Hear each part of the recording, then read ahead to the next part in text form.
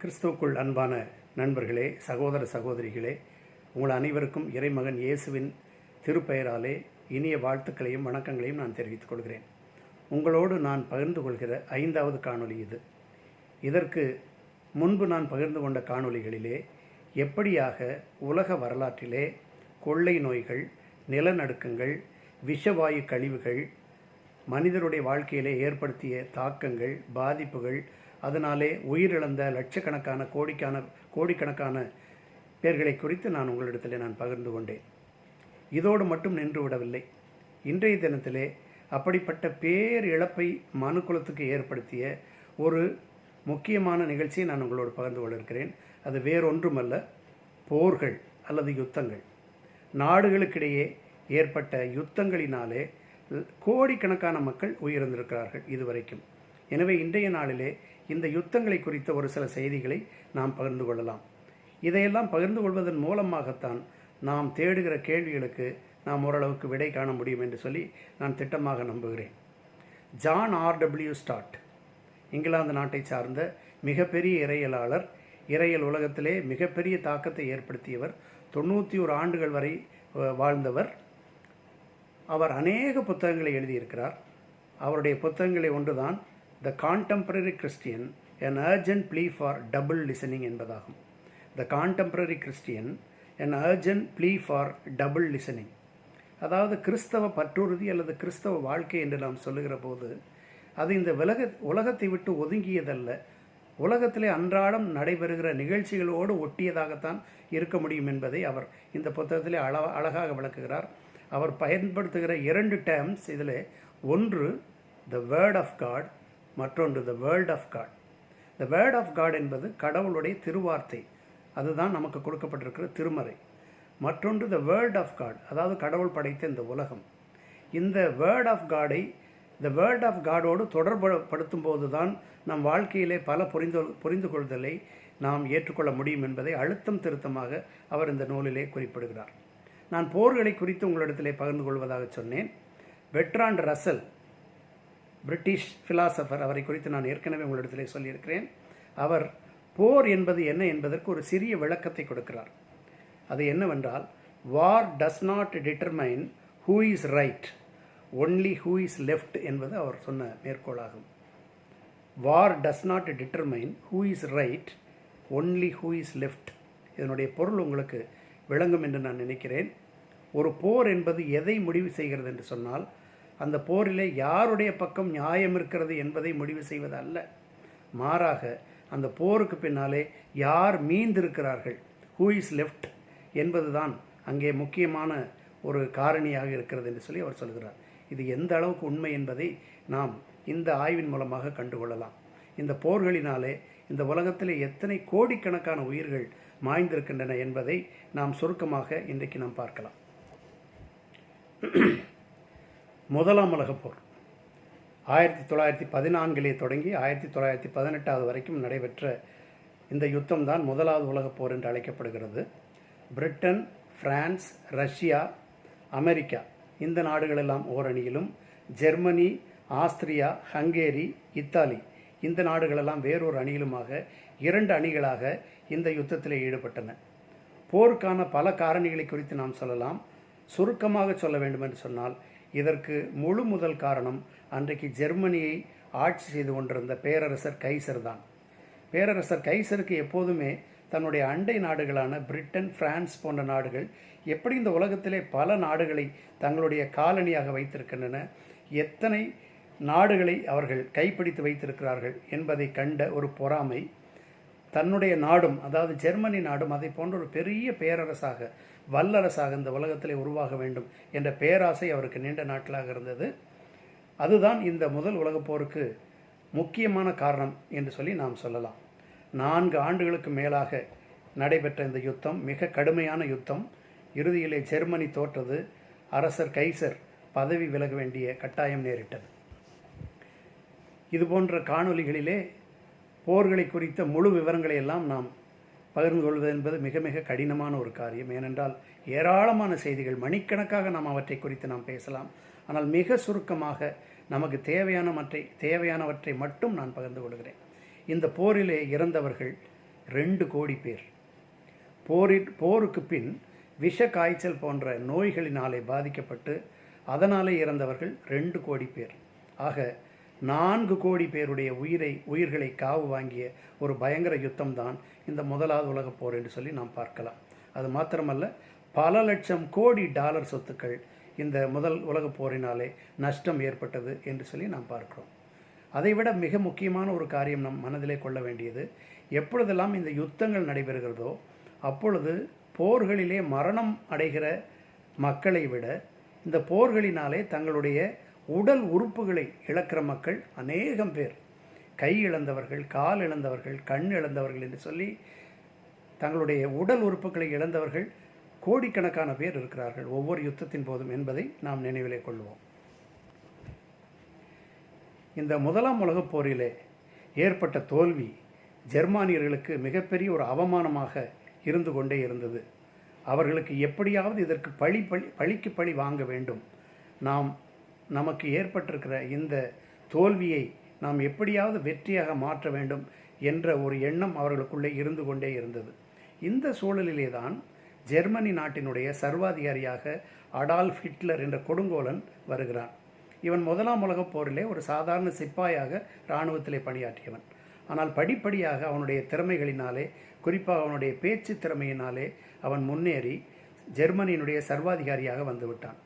அவன் ஜெர்மனி இளைஞர்களை brain wash செய்து ஜெர்மனிய இனம்தான், ஜெர்மானியர்கள்தான் உலகிலேயே உயர்ந்த இனம், இந்த உலகத்தில் இருக்கக்கூடிய மற்ற அத்தனை பேரும் ஜெர்மானியர்களுக்கு கட்டுப்பட்டு நடக்க வேண்டும் என்ற ஒரு வெறியை ஜெர்மானிய இளைஞர்களுக்கு ஊட்டினான். அப்படி ஊட்டப்பட்டு துவங்கப்பட்டது தான் 2ஆம் உலகப் போர் என்று சொல்லி நாம் பார்க்கிறோம்.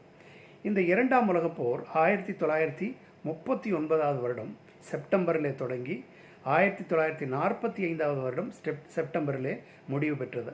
அதாவது 6 ஆண்டுகள், சரியாக சொல்லப்போனால் 6 ஆண்டுகள் ஒரு நாள் இந்த போர் நடைபெற்றது என்று சொல்லி நாம் பார்க்கிறோம்.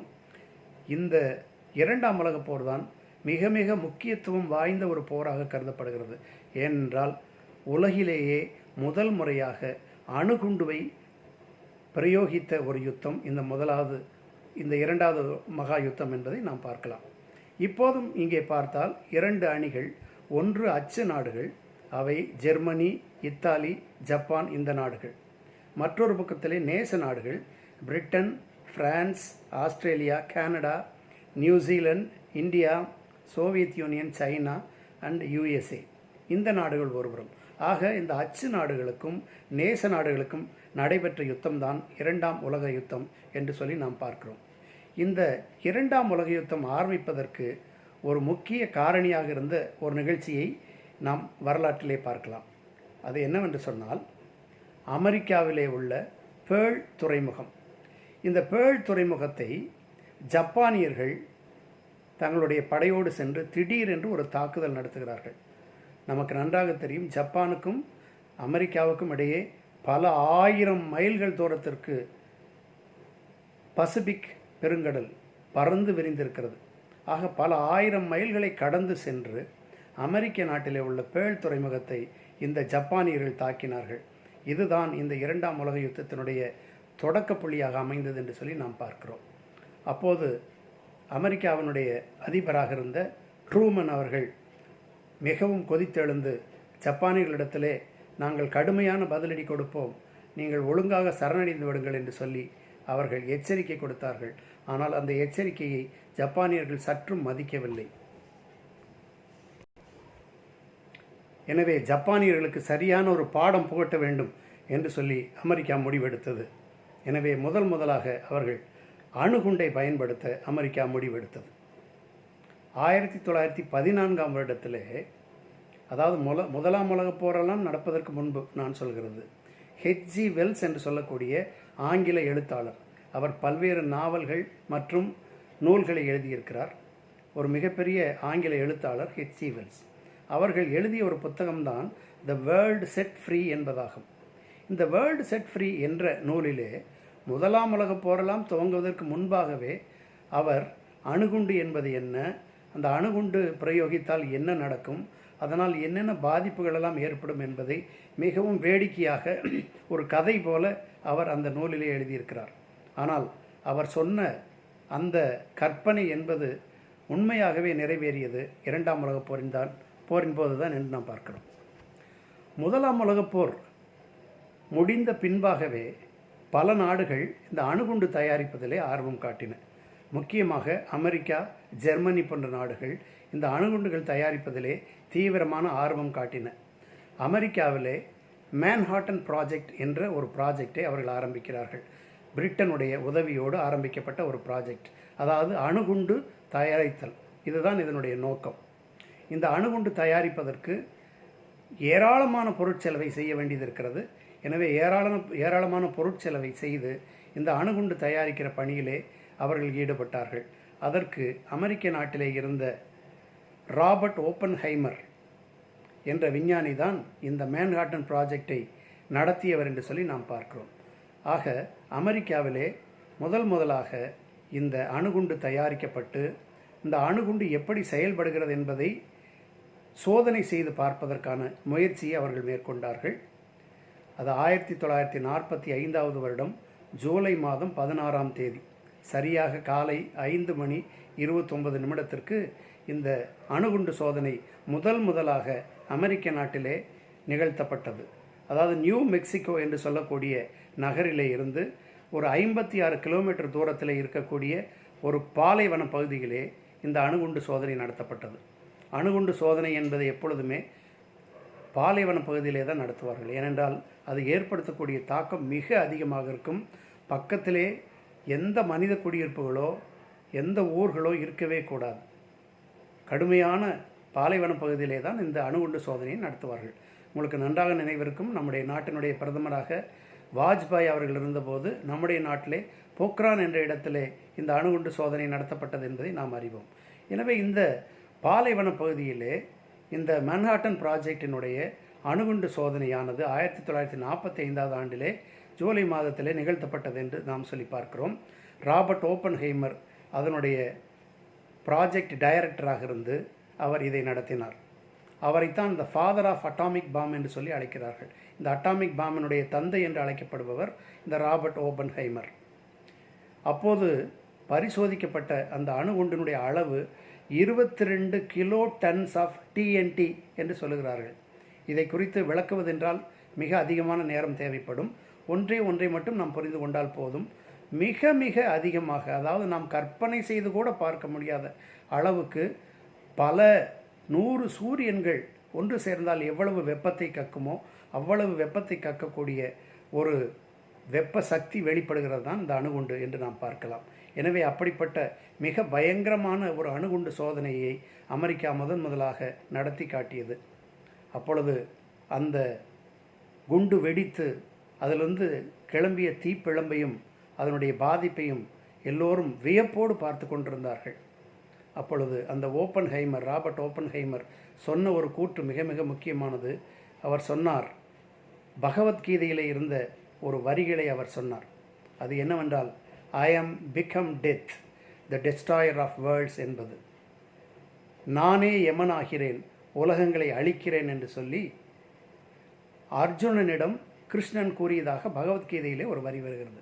எனவே அந்த வரிகளை தான் நினைவு கூர்ந்ததாக ராபர்ட் ஓப்பன்ஹைமர் பின்னால் சொன்னார்.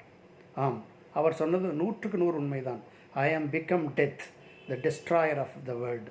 நானே யமனாகிறேன், உலகங்களை அழிக்கிறேன் என்று சொன்ன அந்த பகவத்கீதையினுடைய வாசகம் முற்றிலும் மிகச்சரியான வாசகமாகத்தான் நாம் பார்க்கலாம். ஏனென்றால் இந்த அணுகுண்டு ஏற்படுத்திய பாதிப்பு அப்படிப்பட்ட ஒரு பாதிப்பு என்பதை நாம் வரலாற்றிலே காண்கிறோம். இந்த மேன்ஹாட்டன் ப்ராஜெக்ட் மூலமாக அணுகுண்டு சோதனை நடத்தி முடித்த சரியாக 21வது நாளிலே அமெரிக்காவிலே இருந்து ஒரு விமானம் ஒன்று புறப்படுகிறது, இராணுவ விமானம். அதனுடைய பெயர் எனோலா கே என்பதாகும். இந்த எனோலா கே என்பது அந்த விமான ஓட்டியினுடைய தாயாரினுடைய பெயர். அந்த விமானத்திற்கு அவங்க அம்மாவனுடைய பெயரை அவன் வச்சுருந்தான். எனோலா கே என்று சொல்லி அவன் பெயர் வைத்திருந்தான். இந்த எனோலா கே என்ற அந்த இராணுவ விமானம் த லிட்டில் பாய் என்று அழைக்கப்பட்ட அந்த அணுகுண்டை எடுத்துக்கொண்டு அமெரிக்காவிலிருந்து ஜப்பானை நோக்கி அது புறப்பட்டு சென்றது. நீங்கள் கற்பனை செய்து பாருங்கள், பிரத்யேகமாக வடிவமைக்கப்பட்ட ஒரு விமானம். ஏனென்றால் அது ஏற்றி சென்ற அந்த அணுகுண்டுவினுடைய எடை எவ்வளவு தெரியுமா? 4400 கிலோகிராம். 4400 கிலோகிராம் வெயிட் உள்ள ஒரு வஸ்து தான் இந்த அணுகுண்டு. எனவே அவ்வளவு பாரமான ஒரு அணுகுண்டை ஏற்றி செல்வதற்கு ஏற்ற விதமாக சிறப்பாக வடிவமைக்கப்பட்ட ஒரு விமானம். சாதாரணமாக விமானங்களிலே இறங்குகிற அந்த டோர் என்பது சைடில் இருக்கும். ஆனால் இந்த விமானத்திலே அடியிலே, விமானத்திற்கு அடியிலே, அப்படி என்றால் தான் அந்த அடிப்பகுதியை திறந்து அந்த அணுகுண்டை கீழே வீச முடியும். எனவே அதுபோல பிரத்யேகமாக வடிவமைக்கப்பட்ட அந்த எனோலா கே என்ற விமானம் அந்த லிட்டில் பாய் என்ற அணுகுண்டை எடுத்துக்கொண்டு ஜப்பான் நாட்டிலே உள்ள ஹிரோஷிமா என்ற நகரை நோக்கி அது பறந்து சென்றது.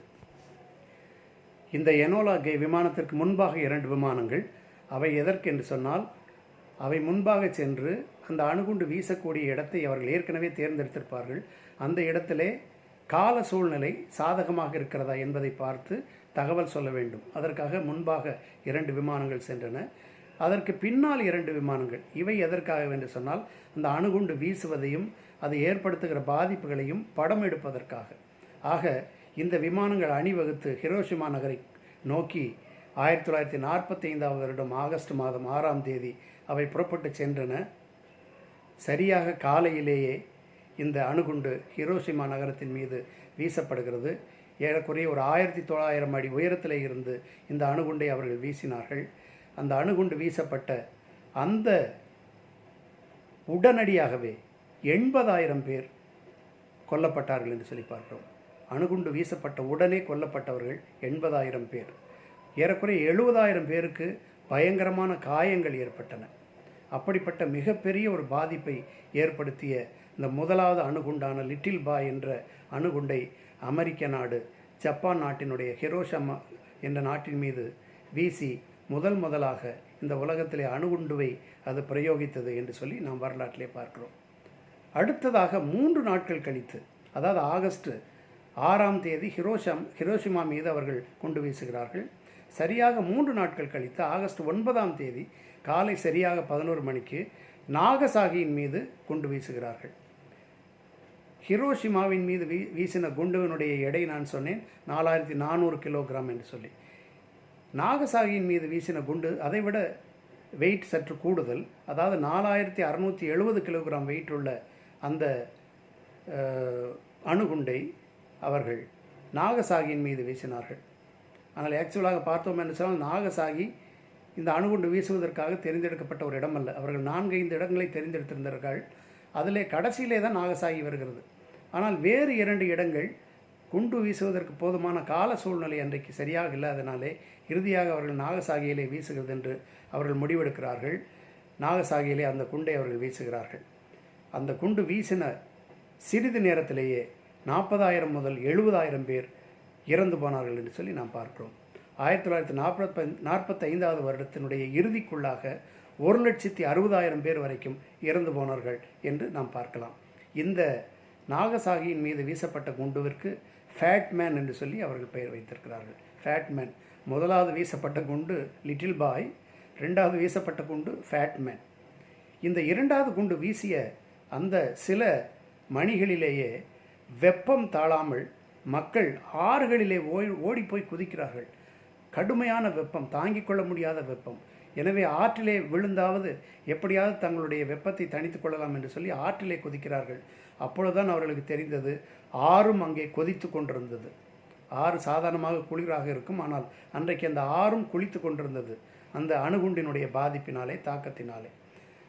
அது மட்டுமல்ல, அன்று காலை தொடங்கி மாலை வரைக்கும் அமில மழை பெய்தது. இந்த நகரே காணாமல் போய்விட்டது. நாகசாகி என்ற ஒரு நகரே இல்லை, முழுமையாக அழிக்கப்பட்டு விட்டது. வீடுகள், கட்டிடங்கள் எல்லாமே அழிக்கப்பட்டு விட்டது. எனவே மக்கள் எங்குமே போய் அவர்கள் தங்குவதற்கான இடமே இல்லை. எனவே அவர்கள் இந்த அமில மழையிலே நனைந்து ஏராளமான பேர் அதில் இறந்து போனார்கள் என்று சொல்லி நாம் பார்க்கிறோம். இப்படிப்பட்ட ஒரு கொடூரத்தை அமெரிக்கா நிகழ்த்தியது. இந்த 2ஆம் உலகப் போரிலே மொத்தம் இறந்தவர்கள் 6 கோடி பேர் என்று சொல்கிறார்கள். 6 கோடி பேருடைய உயிரை வாங்கிய ஒரு மிகப்பெரிய யுத்தம்தான் இந்த 2ஆம் உலகப் போர் என்று சொல்லி நாம் பார்க்கிறோம். இதில் நீங்கள் பார்த்தீர்கள் என்று சொன்னால் 4 கோடி பேர் அப்பாவி பொதுமக்கள். அவர்கள் படை வீரர்கள் அல்ல, போர் வீரர்கள் அல்ல, அப்பாவி பொதுமக்கள் 4 கோடி பேர் இறந்து போனார்கள் மற்றும் பல கோடி பேர்கள் தங்களுடைய உறுப்புகளை இழந்தார்கள் என்று சொல்லி நாம் பார்க்கலாம். நமக்கு இயற்கையாகவே ஜப்பான் மீது ஒரு பரிதாப உணர்ச்சி ஏற்படும். அந்த நாட்டினுடைய 2 நகரங்கள், அதாவது ஹிரோஷிமா, நாகசாகி என்ற 2 நகரங்களும் தரையோடு தரையாக தரைமட்டம் ஆகி போயின. இன்றும் கூட அந்த பகுதியிலே பிறக்கிற குழந்தைகள் உடல் ஊனமுற்ற குழந்தைகளாக பிறக்கின்றன. இன்றைக்கு எத்தனை ஆண்டுகள் ஆகிவிட்டது என்று சொல்லி பாருங்கள். இன்னும் அந்த பகுதியிலே அந்த கதிர்வீச்சினுடைய தாக்கங்கள் இருந்து கொண்டிருப்பதாக சொல்கிறார்கள். எனவே ஜப்பான் மீது நமக்கு இயற்கையாகவே ஒரு பரிதாப உணர்வு ஏற்படலாம். ஆனால் ஜப்பானியர்கள் லேசுப்பட்டவர்கள் அல்ல. அவர்கள் நடத்திய படுபாதகம், அதை குறித்து ஒரு வரி நான் இங்கே சொல்ல விரும்புகிறேன். அவர்கள் சீனாவின் மீது படையெடுத்து சென்று அங்கே சீனாவிலே நாங்கிங் என்று சொல்லக்கூடிய ஒரு பகுதி, இந்த நாங்கிங் என்ற பகுதியிலே இந்த ஜப்பானியர்கள் கொலைவெறி தாக்குதல் நடத்தினார்கள். ஏறக்குறைய 1 கோடி பேர்கள் சீன மக்கள் அதிலே கொல்லப்பட்டார்கள். அது மாத்திரமல்ல, அங்கிருந்த பெண்கள், சிறுமிகள் உட்பட ஏராளமான பெண்களை பாலியல் பலாத்காரம் செய்து அவர்கள் கொன்றார்கள். அப்படிப்பட்ட ஒரு கொடுமையை நிகழ்த்தியவர்கள் தான் ஜப்பானியர்கள். ஜப்பானியர்களுக்காக நான் வக்காலத்து வாங்கவில்லை, ஜப்பானியர்களும் கொடுமையானவர்களே என்பதை சொல்வதற்காக இந்த நிகழ்ச்சியை நான் சொல்லுகிறேன். அது மாத்திரமல்ல, இந்த 2ஆம் உலகப் போரில் மிக மிக முக்கியமாக நாம் கவனிக்க வேண்டிய ஒன்று என்னவென்று சொன்னால், இந்த அடால்ஃப் ஹிட்லர் என்ற ஜெர்மனியினுடைய கொடுங்கோலன் யூதர்களை கொடுமைப்படுத்தியது. ஜெர்மானியர்களுக்கு, அதாவது யூதர்களை பிடிக்காது, யூதர்களை பரம வைரியாக எதிரியாக கருதினவர்கள் ஜெர்மானியர்கள். எனவே ஹிட்லர் இந்த யூதர்களை பிடித்து ஏறக்குறைய 60 லட்சம் யூதர்களை அவன் கொன்று குவித்தது 2ஆம் உலகப் போரினுடைய மிக மிக முக்கியமான ஒரு தகவலாக பார்க்கப்படுகிறது. ஆனால் வரலாற்று அறிஞர்கள் சொல்லுகிறார்கள், அமெரிக்கா இந்த போரிலே அணுகுண்டை பயன்படுத்த வேண்டிய அவசியமே இல்லை என்று சொல்கிறார்கள். ஏனென்றால் அவர்கள் ஜப்பானை தேர்ந்தெடுத்து ஜப்பான் மீது இந்த தாக்குதலை நடத்துகிறார்கள். 1945 வருடத்திலே ஏப்ரல் மாதத்திலே இத்தாலியினுடைய பிரைம் மினிஸ்டராகவும் டிக்டேட்டராகவும் இருந்த பெனிட்டோ முசோலினி, அவர் இந்த அச்சு நாடுகளை சார்ந்தவர், அதாவது ஹிட்லரோடு கைகோர்த்து இந்த போரில் ஈடுபட்டவர். அவருக்கு இந்த போரினுடைய போக்கு தெரிந்துவிட்டது, இனிமேலும் நாம் தாக்குப்பிடிக்க முடியாது என்ற ஒரு நிலைமைக்கு அவர் வந்துவிட்டார், பெனிட்டோ முசோலினி. எனவே அவர் எப்படியாவது தப்பிச் செல்ல வேண்டும் என்று சொல்லி அவர் முயற்சி செய்கிறார். அவர் இத்தாலியிலே இருந்து சுவிட்சர்லாந்துக்கு சென்று அங்கிருந்து எப்படியாவது ஸ்பெயினுக்கு சென்று விட்டால் தான் உயிர் தப்பி விடலாம் என்று சொல்லி தானும் தன்னுடைய மனைவியும் தப்பிச் செல்வதற்கான திட்டங்களை அவர் ஏறெடுக்கிறார். ஆனால் அதற்கு முன்பாக இத்தாலியிலே இருந்த ஒரு எதிர்ப்பு குழுவினர், ஒரு எதிர்ப்பு இயக்கத்தினர் முசோலினியையும் அவருடைய மனைவியையும் கைது செய்து விடுகிறார்கள். கைது செய்தது மாத்திரமல்ல, ஏப்ரல் 28, 1945 வருடத்திலே ஏப்ரல் 28ஆம் தேதி முசோலினியும் அவருடைய மனைவியும் இந்த எதிர்ப்பு இயக்கத்தினராலே கொல்லப்படுகிறார்கள். எனவே ஹிட்லருடைய வலது கையாக இருந்த முசோலினி கொல்லப்பட்டு விடுகிறார். அது மாத்திரமல்ல, முசோலினியை மிலான் என்ற நகரத்திற்கு கொண்டு சென்று அங்கே தலைகீழாக முசோலினியும் அவருடைய மனைவியும் தொங்கவிட்டார்கள் என்று சொல்லி வரலாறு கூறுகிறது. எனவே ஒரு பக்கத்திலே இத்தாலி வீழ்ந்து விட்டது, அதனுடைய பிரைம் மினிஸ்டராக இருந்த முசோலினி கொல்லப்பட்டு விட்டார். இன்னொரு புறத்திலே ரஷ்யாவிடத்திலே ஜெர்மனி படைகள் மிகப்பெரிய தோல்வியை சந்தித்து வந்தன. இந்த நிகழ்ச்சியை கண்ட ஹிட்லர் ஒரு முடிவெடுக்கிறார். இனிமேல் தானும் தாக்குப்பிடிக்க முடியாது என்பதை அவர் உணர்ந்து கொள்கிறார். தன்னுடைய தோழரான முசோலினி கொல்லப்பட்டு விட்டார், தானும் கொல்லப்பட்டு விடுவோம் என்பதை உணர்ந்து கொண்ட ஹிட்லர் மிக மிக ஆணவம் பிடித்தவன், பெரிய ஈகோ, அவனை யாரும் கொன்றுவிடக்கூடாது அல்லது அவன் யாரிடத்திலும் கைது ஆகிவிடக்கூடாது என்ற எண்ணமுடையவன். எனவே அவன் தற்கொலை செய்வதற்கு முடிவெடுக்கிறான். தற்கொலை செய்வதற்கு முந்தின நாள், அதாவது ஏப்ரல் 30ஆம் தேதி அவன் தற்கொலை செய்து கொண்டான். ஏப்ரல் 29வது நாள் அவனுடைய காதலி ஈவா பிரவுன், அவளை அதுவரைக்கும் அவன் திருமணம் செய்து கொள்ளவில்லை. அந்த ஏப்ரல் 29ஆம் தேதி தன்னுடைய இரகசிய இடத்திலே அவளை திருமணம் செய்து கொள்கிறான். அடுத்த நாள் 30வது நாள் அவர்கள் இரண்டு பேரும் தற்கொலை செய்து கொள்கிறார்கள். அதாவது ஈவா பிரவுன் சயனைடு சாப்பிட்டு அவள் தற்கொலை செய்து கொள்கிறாள். ஹிட்லர் துப்பாக்கியாலே தன்னை சுட்டு கொண்டு அவன் தற்கொலை செய்து கொள்கிறான். அவன் அதற்கு முன்பாகவே தன்னுடைய உதவியாளர்களுக்கு கட்டளையிட்டிருந்தான், எங்களுடைய சாம்பல் கூட யாருக்கும் கிடைக்கக்கூடாது என்று சொல்லி. எனவே அவனுடைய உதவியாளர்கள் அவர்கள் 2 பேருடைய உடலையும் எரித்து விட்டார்கள் என்று சொல்லி வரலாற்றிலே நாம் பார்க்கலாம். இத்தாலியும் வீழ்ந்து விட்டது. ஜெர்மனி மிகப்பெரிய தோல்வியை சந்தித்து கொண்டிருக்கிறது. ஜப்பானிலும் பல இடங்களிலே ஏற்கனவே பல்வேறு விதமான குண்டுகள் எல்லாம் வீசப்பட்டு சேதங்கள் ஏற்படுத்தப்பட்டிருக்கின்றன. இப்படிப்பட்ட சூழ்நிலையிலே அணுகுண்டை பயன்படுத்த வேண்டும் என்ற அவசியமே அமெரிக்காவுக்கு கிடையாது என்று வரலாற்று அறிஞர்கள் சொல்கிறார்கள். ஆனால் அவர்கள் ஏன் அணுகுண்டை பயன்படுத்தினார்கள்? இதற்கு 2 முக்கிய காரணங்கள் சொல்லப்படுகின்றன. ஒன்று, அமெரிக்காவிற்கு ஜப்பானுக்கு ஒரு தக்க பாடம் கற்பிக்க வேண்டும். தன்னுடைய துறைமுக நகரத்தை, அதாவது பேர்ல் துறைமுக நகரத்தை தாக்கிய ஜப்பானியர்களுக்கு பாடம் கற்றுக் கொடுக்க வேண்டும் என்பது முதலாவது காரணம். 2வது காரணம், தாங்கள் பல கோடி டாலர் செலவு செய்து தயாரித்த இந்த அணுகுண்டு எப்படி செயல்படுகிறது என்பதை நேரடியாக பார்க்க வேண்டும்.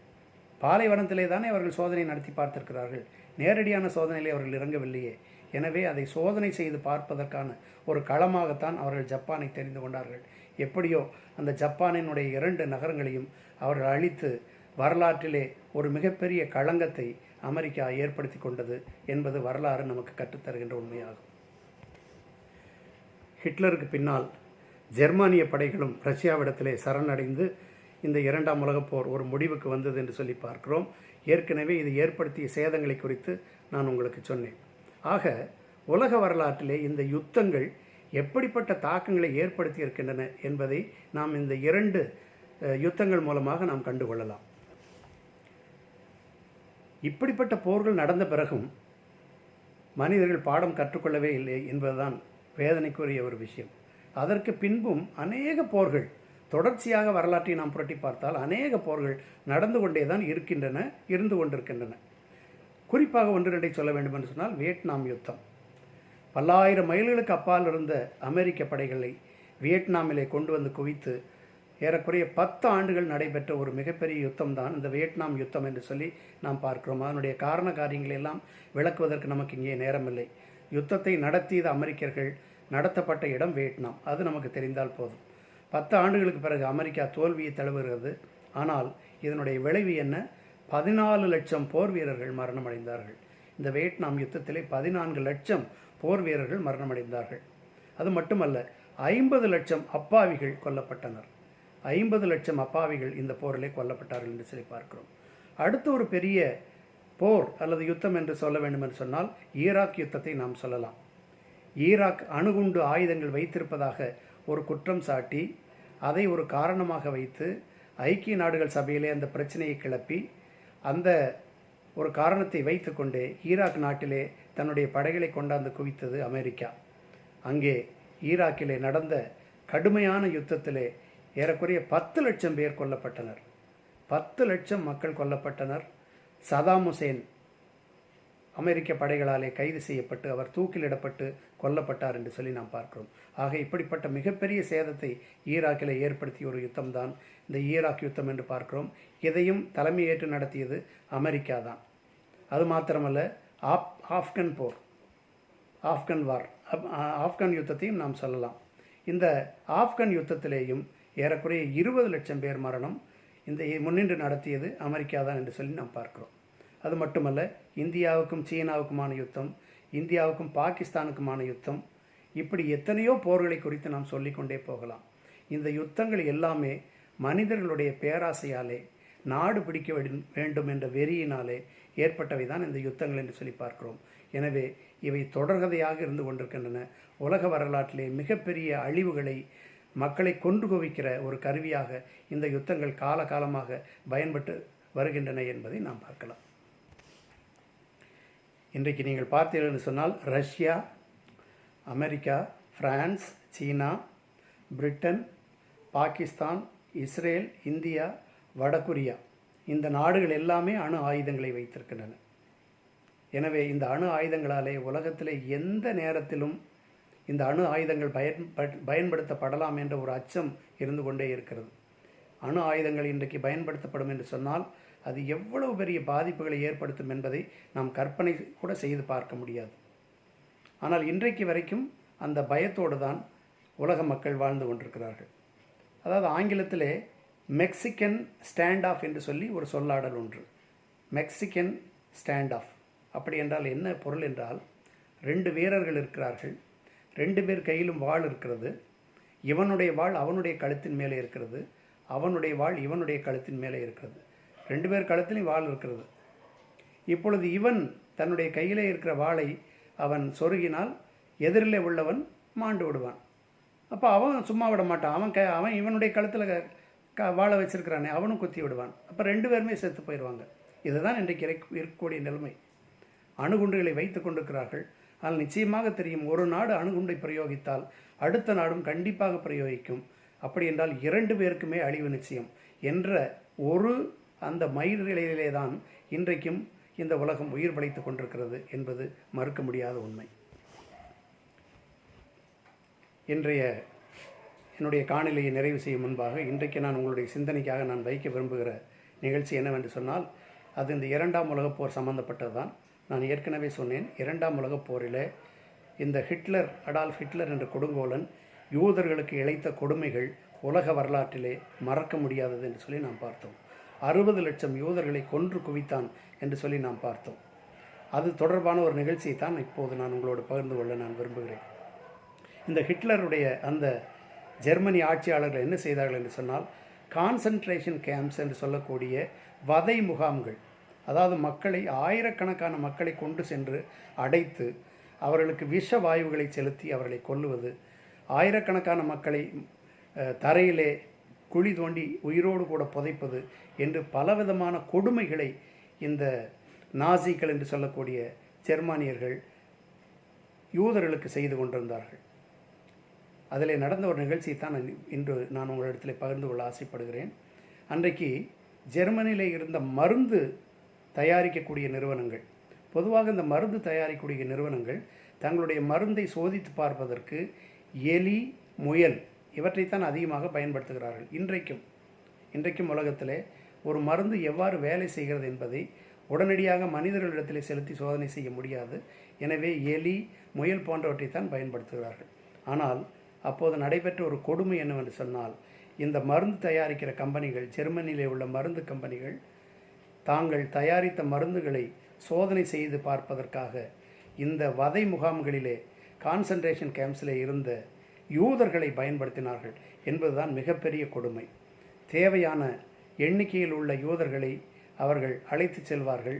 அழைத்து சென்று அவர்களுக்கு என்ன சோதனை வேண்டுமோ அந்த சோதனையை அவர்களிடத்திலே மேற்கொள்வார்கள்.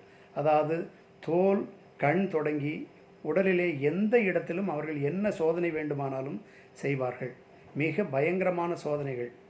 அதாவது மக்களுக்கு என்ன பாதிப்பு ஏற்பட்டாலும் அதை குறித்து அவர்கள் கவலைப்பட மாட்டார்கள். பல கடுமையான சோதனைகள் அவர்கள் செய்வார்கள். இதற்கு இந்த யூதர்களை அவர்கள் பயன்படுத்தினார்கள் என்று சொல்லி பார்க்கிறோம். அப்பொழுது அங்கே ஜெர்மனியிலே இருந்த ஒரு மருத்துவர், அவருடைய பெயர் ஜோசப் மெங்கலே என்பதாகும்.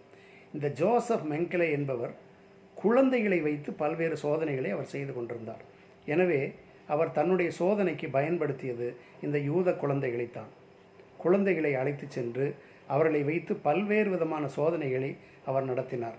அதாவது கண்களிலே அமிலத்தை அடிப்பது, அப்படி அடித்து அந்த கண்கள் ஏதாவது ரசாயன மாற்றம் ஏற்படுகிறதா என்பதை கண்டறிவது, இன்னும் பயங்கரமான சோதனைகளை எல்லாம் அவர் நடத்தினார்.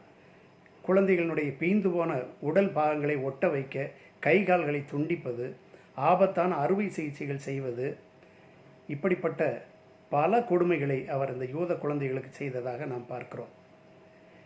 அவர் வரும்போது எப்பொழுதுமே இனிப்புகள் மற்றும் பொம்மைகளை எடுத்துக்கொண்டு வருவாராம். அந்த வதை முகாம்களுக்கு வந்து அதை கொடுத்து குழந்தைகளை மயக்கி தன்னோடு கொண்டு சென்று விடுவார். கொண்டு சென்று இது போன்ற சோதனைகளை அவர் செய்து கொண்டிருந்தார். அப்படிப்பட்ட ஒரு சோதனையை குறித்த ஒரு யூத பெண்மணியினுடைய குறிப்பைத்தான் நான் இப்போது இறுதியாக நான் உங்களிடத்தில் பகிர்ந்து கொள்ள விரும்புகிறேன். அவர்கள் நினைவு குறிப்பு இப்படியாக எழுதி வைத்திருக்கிறார்கள். அவர்களிடத்திலே இரட்டை குழந்தைகள் நிறைய பேர் இருந்தார்கள். அதிலே கீட்டோ, இனா என்ற இரட்டையர்கள். அவர்களுக்கு 4 வயது. இந்த இரட்டையர்கள் இந்த யூத பெண்மணியினுடைய பாதுகாப்பிலே இருந்தார்கள். அந்த டாக்டர் அவர்கள் இந்த வதை முகாமுக்கு வருகிறார். அந்த கீட்டோ, இனா என்ற 2 குழந்தைகளையும் 4 வயதுடைய அந்த இரட்டை குழந்தைகளை அவர் கொண்டு செல்கிறார். கொண்டு சென்ற சில நாட்களுக்கு பிறகு திரும்ப அந்த குழந்தைகளை கொண்டு வந்து அவர் விடுகிறார். ஆனால் நீங்கள் பார்த்தீர்கள் என்று சொன்னால் இருவரையும் முதுகோடு முதுகாக வைத்து அவர் தைத்திருந்தார். என்ன கொடுமை என்று சொல்லி யோசித்து பாருங்கள். 2 குழந்தைகளையும் முதுகோடு முதுகாக வைத்து தைத்திருந்தார். அதாவது சியாமீஸ் ட்வின்ஸ் என்று நீங்கள் கேள்விப்பட்டிருக்கலாம். சில குழந்தைகள் பிறக்கும் போதே ஒட்டி பிறப்பார்கள். 2 குழந்தையும் ஒன்றாக ஒட்டி கொண்டிருக்கும். மறுபடியும் அறுவை சிகிச்சை செய்து தான் அவைகளை பிரிக்க வேண்டும். பெரும்பாலும் அந்த குழந்தைகள் உயிர் பிழைப்பதில் இறந்து விடுகின்றன. அதே போல் சியாமீஸ் ட்வின்ஸ் என்று சொல்லக்கூடிய இரட்டை குழந்தைகளைப் போல இவர் ஒரு சோதனை செய்து பார்க்கிறார். அதற்காக அந்த 2 குழந்தைகளையும் முதுகோடு முதுகாக வைத்து அவர் தைத்திருந்தார். அவர் கொண்டு வந்து விட்டபோது அந்த குழந்தைகள் மயக்க நிலையில் இருந்தன. எனவே அவர்களுக்கு ஒன்றும் தெரியவில்லை. ஆனால் அடுத்த நாள் தொடங்கி அந்த குழந்தைகள் கதறி துடிக்க ஆரம்பித்தன. அவருடைய அழுகை நிற்கவே இல்லை. மிக பயங்கரமாக அவை அழுது அந்த வேதனையை அவர்கள் வெளிப்படுத்தின.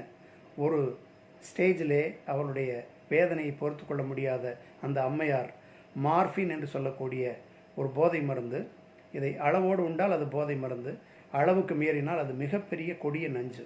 எனவே இந்த மார்ஃபின் என்று சொல்லக்கூடிய அந்த கொடிய நஞ்சினை அந்த 2 குழந்தைகளுக்கும் கொடுத்து அந்த குழந்தைகளுடைய வேதனையிலிருந்து காப்பாற்றுவதற்காக அந்த குழந்தைகளை அந்த அம்மையார் கொன்றதாக வரலாறு சொல்கிறது. இப்படிப்பட்ட கொடுமைகள் எல்லாம் இந்த உலகத்திலே நடந்திருக்கிறது என்பது நமக்கு மிகுந்த ஆச்சரியமாகவும் மிகப்பெரிய அதிர்ச்சியாகவும் இருக்கிறது அல்லவா?